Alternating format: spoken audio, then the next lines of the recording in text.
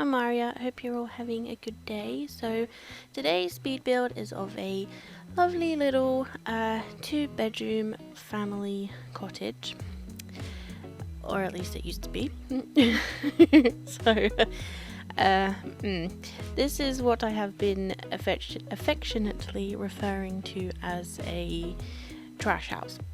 So I will have a little bit of a backstory for you in just a second, but I will explain I guess my kind of thought process and where I was going with this first. So I have been watching a fair amount of YouTube lately, as I'm sure a lot of people have, like everybody has, and one of the things that I've really been enjoying is Little Simsy's what are they called, like fixer-upper series, where she takes her viewers' houses and fixes them up, and that kind of inspired me to create this monstrosity. So the actual house itself I think is really quite it's quite a cute style. From what I can gather on Google searches, it's a Dutch colonial cottage, I believe. I think it fits in really well with the surrounding architecture in Brindleton Bay, and yeah, I really think it'll look really good actually when it's, I don't know, renovated, fixed. not currently how it looks right now, because it is an absolute disaster.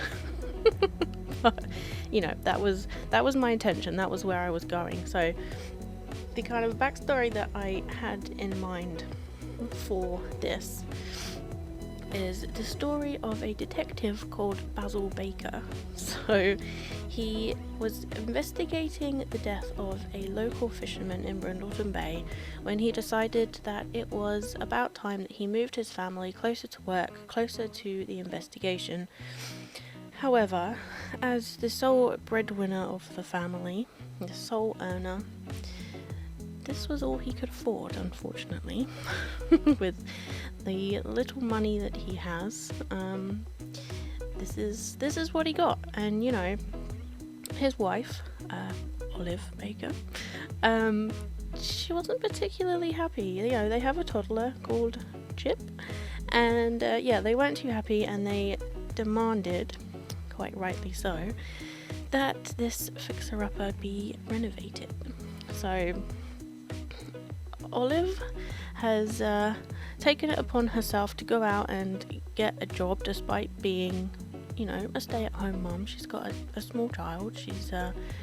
She's doing right by her family, and she's gone out and gotten a job in the culinary career, which has increased their household funds to 20,000 simoleons, so they are almost back at starting funds, which I think is a pretty decent amount of money to, you know, give this whole build a makeover that it really needs.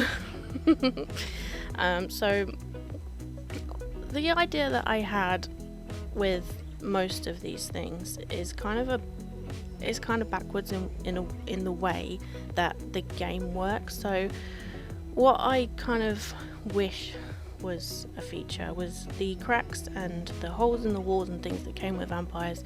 I really wish that when you place them, it doesn't cost you anything, but when you remove them, it actually costs you money to remove them from the walls.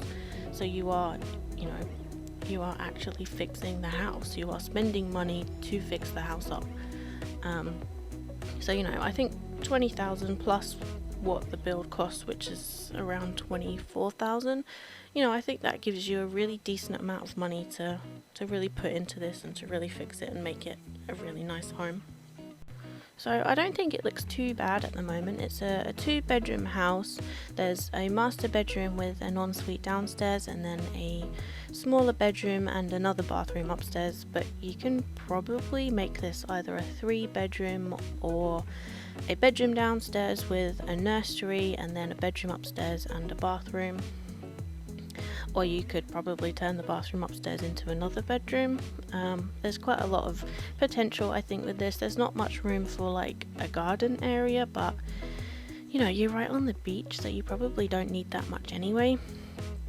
I have put some kind of fencing around the outside, which obviously isn't it's not going to be there once you've renovated it because it's a debug fence, but I think it really works well. It's the same fencing that is kind of along the boardwalk there down towards the beach, and I think it looks really good with the kind of look that I was going for. The, you know, absolutely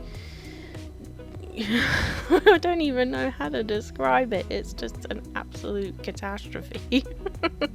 It looks like, I don't know, a huge storm has come in and just like destroyed everything. There's holes in the roof, everything's leaking, all the plumbing is broken, and you know, there's bits growing out of the roof, there's overgrown grass everywhere, there's signs all over the place to tell you not to go anywhere near it. It looks like, you know, somebody's been squatting in here for a while. There's spider webs everywhere, and you know, there's even a hole in one of the rooms, like down into the kitchen. You can see straight through into the kitchen, which, you know, it's not really very safe for a family with a toddler. So it desperately needs a fix. I will probably renovate it myself at some point, but I'd really like it if some of you guys could give it a go too, and you know, see what you come up with. I'd love to see your kind of different take on it, different styles, any additions that you make. You know, I think that would be really cool. So I've given you the backstory so you can go and create. So this is the fencing that I was talking about. I spent ages trying to get it all to line up for some reason, which, you know, that literally doesn't make any sense, but I did. So now we are starting on the landscaping. So like I said, majority of the stuff in here is all debug anyway. It's just some of the furniture inside that isn't debug, so like the bed and some of the counters and the bathrooms. The upstairs balcony has a really nice view from it. I think you can see it in one of the screenshots at the end, but you look right out onto the ocean and the coast, and I think it looks really pretty. So now we are adding some planks from the debug menu to look like boarded up windows. I don't include all of it because I literally spent like an hour trying to get these all to sit where I wanted them to, and I was not having the best day with my tool degrees, so it took me a pretty long time. But now we are adding the cracks and things from vampires. So like I said, I really wish that it actually cost you money to delete these, but nope, you actually save money. Which does not make any sense to me, but you know, they're obviously just meant to be a decorative feature, but I still think they look really good. So I add these literally everywhere. They're all over the place. I sized them up, I sized them down, and they're all inside as well. So now I am trying to create a hole in the roof. This took me a pretty long time, and when I tried to do it without any roof there, it kind of looked a bit weird, but using the glass roof kind of gave it the effect that I was looking for. And I do the same on this kind of front piece here. I only have a gap on the left hand side, so I do add another piece onto the right hand side to blend in with the rest of the roof, but it took me ages trying to get it right, because every time I tried to get the roof in right, one of the, I don't really know what they're called, like the panel pieces that you put at the top of a wall or at the underside of a roof, I'm not sure, it kept on deleting, and then it would go around like half the house. Even like holding down shift to try and get it to stick to one wall, it wouldn't. So I don't know what was going on with that, but here you can see I've added some more planks to the roof as well, and now I'm just adding some greenery to the roof eaves and is it a trellis? I'm not sure, the bit over the balcony. I put some I think it's from vampires, like a, I don't actually know what it's called, they're like thorns, I think. But I thought they looked really good for, you know, not so much alive stuff. So now we are adding some signs, and I found these things in the debug menu. I think it's meant to be fence posts, but I create a hole in the ceiling here, or in the floor, whichever you prefer. So now this is the overgrown grass that I really love from Get Together. I used this in the townhouse collab with Too Tall Tina, and I really enjoyed it, and I think it looks really cool, so I'm using that pretty much everywhere. I kind of wish that the lot size was just slightly bigger so that I could have made it blend into the surrounding world a little bit more. I really love this gate as well. I think it's meant to be used with the ruins, but I thought it looked really cool there. And then I add some ivy or some kind of, I don't know, hanging, crawling, climbing plant thing, just to cover up the top wire that's sticking out. So there's all of the bits and pieces in the roof done, and now we're just adding a lot more landscaping. This is probably what I spent the longest amount of time doing, but we're almost done now. I think this is the last plant that I use, and then I just add lots and lots of trash, lots of bags, lots of rubbish everywhere. And these ivy things from Discover University, I think they're from. I think they look really cool. They are huge, but if you size them down, they kind of look like they're about the right size, which I think is really cool. And there is an awful lot of eco lifestyles in this build. Like pretty much 90% of the debug menu is in this build. But you know, I think it really looks good, all of the different items that they have, and I use quite a lot of them inside as well. So I use the fridge and the dresser and the oven, and obviously they don't function, but I have put a what is it, like an under counter, like a mini fridge. It's called a mini fridge. I've put one of those in the lounge room, so there is food in there, but obviously hopefully anybody who renovates this, they're not going to have anyone living in here, so it doesn't really matter too much. But so now we're adding some candles, and I add them all the way up the stairs because I really wanted it to look like somebody had been living here, even though it's not really livable. I mean, when I was playtesting it, my sim didn't, other than not being particularly happy with all of the trash everywhere, he wasn't missing anything.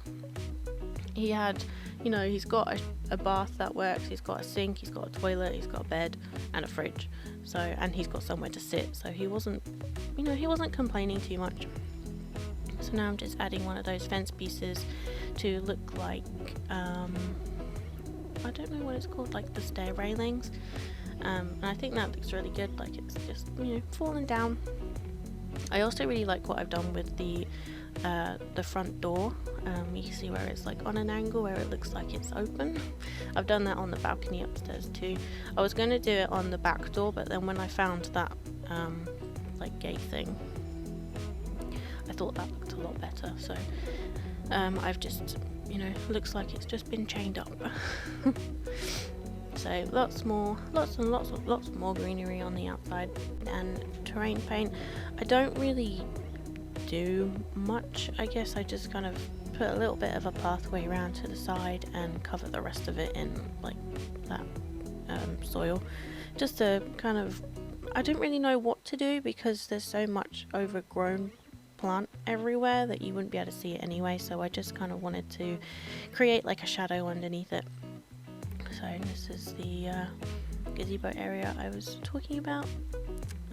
I'm not really sure what that plant is, but I think it looks really cool. So now we are going on to the inside. I do use MC Command Center to make everything dirty because it didn't look right with it all clean, so that's what we do. And I like this bed from Eco Lifestyle too. I think it looks really good without it kind of being actually dirty, since you can't actually have a dirty bed in the game. So I wasn't really sure what to do in terms of chairs, since the sofa kind of looked too big, and there wasn't really an armchair that I could use, so I just used a camping chair and put the side table on its side because I think that looks really cool. And then we add these floor markings, like watermark things. I think I put them in like every single room just because the floors didn't look dirty enough. So I also had to make use of these vampire rugs because they just kind of had the same sort of style that I was going for, that, you know, really worn and not so nice looking look to it. Put the toilet on its side. Now I'm just, you know, making everything dirty. So this sink works, and this tub works, and the toilet and the sink downstairs works. Even though it's disgusting, it still works. So I did add lights to this house, even though realistically, like, there probably wouldn't be any electricity or water in this kind of build. You know, abandoned houses wouldn't have running water or electricity, but you know, in The Sims they do, so I needed to see.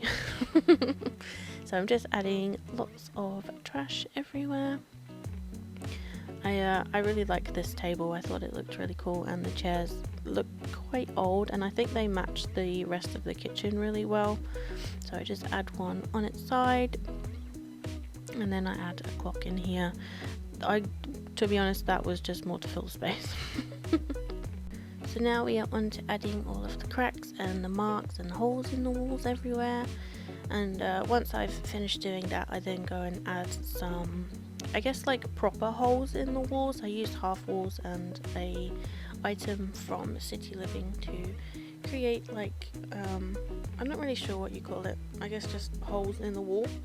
But you'll see what I mean in just a minute. And then we add spider webs pretty much everywhere. So here's what I mean by the hole in the wall, and I add a couple of those around. So that's pretty much it now. So I hope you have enjoyed this build. It is on the gallery. If you wish to download and renovate it, please tag me. I would love to see. You will definitely need move objects on for this build to work properly. And yeah, let me know what you think. I'd love to hear your thoughts, and I will see you next time. Bye everyone!